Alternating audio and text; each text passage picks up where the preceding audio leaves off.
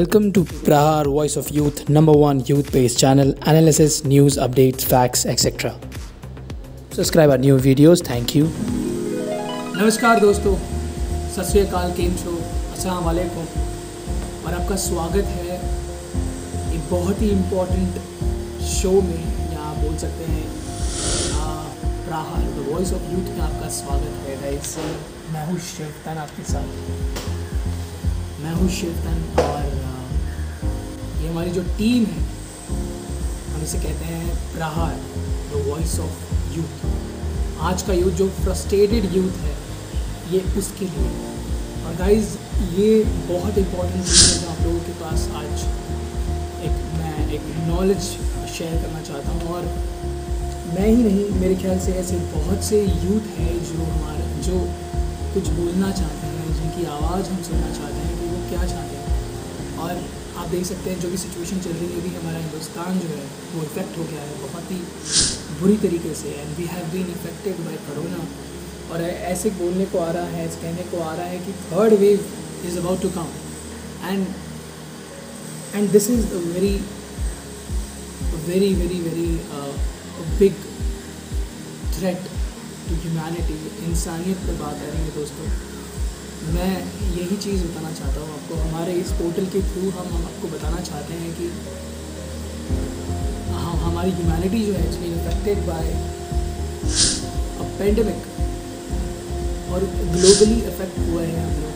And यही चीज़ मैं आपको बताना चाहता हूँ कि ये टाइम है सबको साथ में आने का, एकत्र आने का, और एक साथ मिल के, एकजुट होके इस सिचुएशन से लड़ने का। सो गाइज़, मैं आपको बहुत ही इंपॉर्टेंट चीज़ आपसे शेयर करना वाला हूँ। सबसे पहले कुछ टॉप न्यूज़ की बात कर लेते हैं, जो मैंने इम्पॉर्टेंट चीज़ें निकाल के रखी हैं आप लोग के लिए। ये आपको पता होना बहुत ज़रूरी है।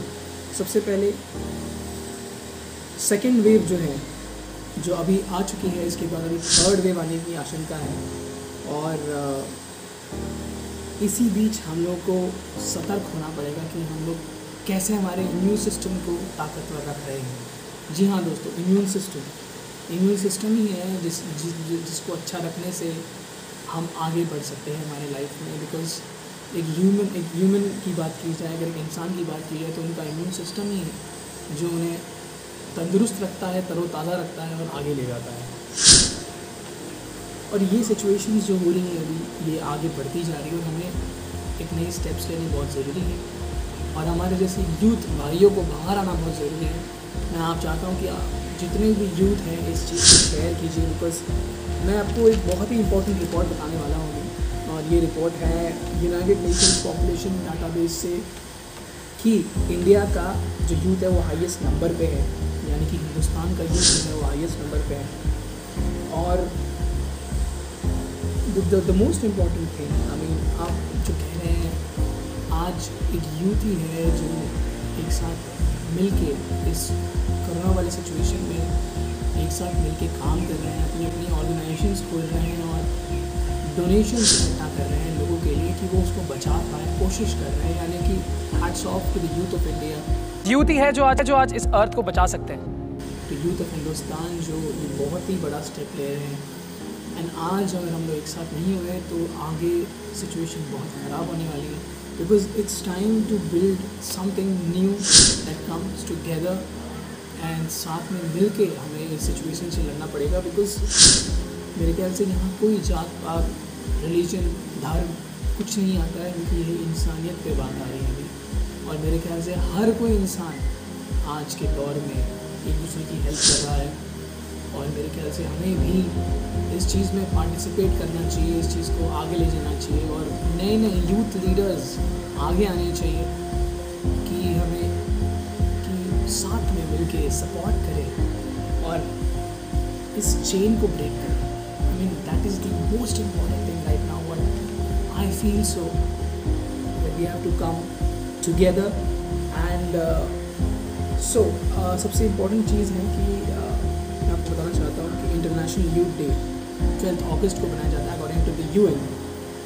एंड ये चीज़ सबसे इम्पॉर्टेंट चीज़ जो यहाँ मैं आपको बताना चाहता हूँ कि वो ये है कि it's a chance to recognise the potential. जो UN के टॉप ऑफिसर्स हैं और जो ने कहा है कि It is a chance to recognize the potential of young people to change the world for the better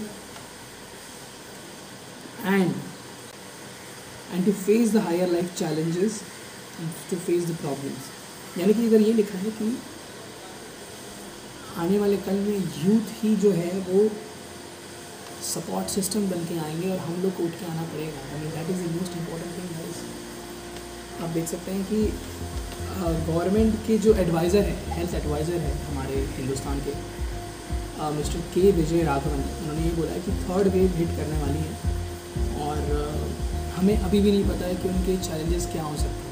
यानी कि जब 2nd वेव हिट कर रही और अभी जो हमारा काउंट है, डेथ काउंट जो बढ़ते जा रहे हैं और जो लोग हैं वो बहुत इफेक्ट होते जा रहे हैं, और इस बीच हमें एक साथ मिल के, एक साथ जुड़ के इस चीज़ पे काम करना बहुत ज़रूरी है. सो गाइज, एक और न्यूज़ जो आई है कि वो रशिया है सेंडिंग 1,50,000 स्पुतनिक वैक्सीन हमारे हिंदुस्तान के लिए, जो कि बहुत ही अच्छी बात है. Thanks for that Russia. We are very much blessed that you did that work. And सबसे बड़ी बात दोस्तों ये भी है इस चीज़ में कि यार किड्स जो है, यानी कि बच्चे भी इफ़ेक्ट हो रहे हैं इस चीज़ से. हम बोल रहे थे कि बच्चों की इम्यून सिस्टम जो है वो बहुत ही ज़्यादा अच्छी है, बट नो गाइस, जो ये वेव है ये बढ़ता जा रहा है और we have to come up with a solution for this. मेरे ख्याल से अभी क्योंकि जो भी हिंदुस्तान में अभी हो रहा है, जो भी सिचुएशंस गुजर रहे हैं, हम लोग गुजर रहे हैं सिचुएशन से, हर जगह त्राहिमाम का ही सिलसिला चल रहा है.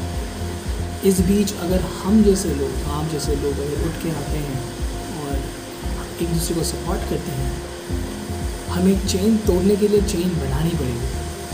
तो ये बहुत ही इंपॉर्टेंट चीज़ है गाइस, बिकॉज मैंने हमेशा से एक ही चीज़ बोली है मेरे पूरे करियर में अब तक के एक्टिंग के, या फिर मेरा जो भी एक छोटा मोटा करियर रहा है इस इंडस्ट्री में, और आगे जाके मैं बहुत ही अलग प्लेटफॉर्म पे अपने आप को देखता हूँ, वो यही रहा है कि make the rule to break the rule. Because सच के राह पे चल के आगे बढ़ना बहुत ज़रूरी है. सच बोल के, सच्चाई से मेहनत करके और विदाउट टेकिंग एनी शॉर्टकट्स आगे जाना बहुत ज़रूरी है. बट जो पिछला दौर था, उस दौर में हमने यही सीखा कि लोगों ने बहुत अत्याचार किए एक दूसरे पे और बहुत ही बुरी तरीके से लोगों का फ़ायदा उठाया गया, उनके इमोशंस का फ़ायदा उठाया गया. और मैं इस चीज़ से बहुत ही ज़्यादा अगेंस्ट हूँ. मेरे ख्याल से हर एक यूथ को इस चीज़ से अगेंस्ट होना चाहिए कि आपको आपके मेहनत के हिसाब से आपको अपना काम नहीं मिलता है. और ये क्यों ऐसा हिंदुस्तान में हो रहा है? ऐसी कौन से लोग हैं जो ये चीज़ करने से रोक रहे हैं? और इसी बीच मैं आपको बताना चाहता हूँ कि ये सब चीज़ें मिल के हमारे हिंदुस्तान का इकोनॉमिक ग्रोथ भी रोक रहे हैं. यानी कि आप समझ सकते हैं कि इस सारा जो माहौल अभी बना है, ये हमारे एक गलत गवर्नेंस का एक नतीजा है. ये गलत गवर्नेंस हमें मिली है और जो हमें अंधकार में रखा है, इस नॉलेज से दूर रखा है कि हमें कैसे आगे बढ़ना चाहिए, किस तरीके से काम करना चाहिए.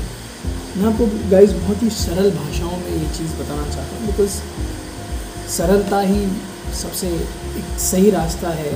सिंप्लिसिटी से आगे बढ़ना बहुत ज़रूरी है, क्योंकि मेरे ख्याल से वही एक ऐसी लैंग्वेज है जो हर कोई समझ सकता है, चाहे वो कोई भी जाति का, पाति का, या फिर हिंदू, मुस्लिम, सिख, ईसाई, या रिच क्लास, स्मॉलर क्लास. यानी इतने सारे क्लासेस बना रखे हैं आप लोगों ने, क्यों बनाए हैं? और हम लोगों को हमेशा क्यों इस चीज़ से दूर रखा कि हम सब एक हैं? आप सोच सकते हैं गाइस कि कितना बड़ा षड्यंत्र है ये.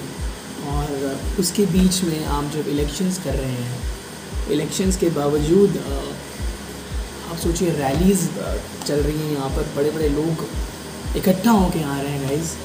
ऐसे इससे नहीं होगा. I mean this is not the way to. और मैं यही चीज़ बहुत पहले से बोलते आ रहा हूँ, हालांकि this lot of history of mind to जो इस चीज़ से बहुत ही ज़्यादा अगेंस्ट है.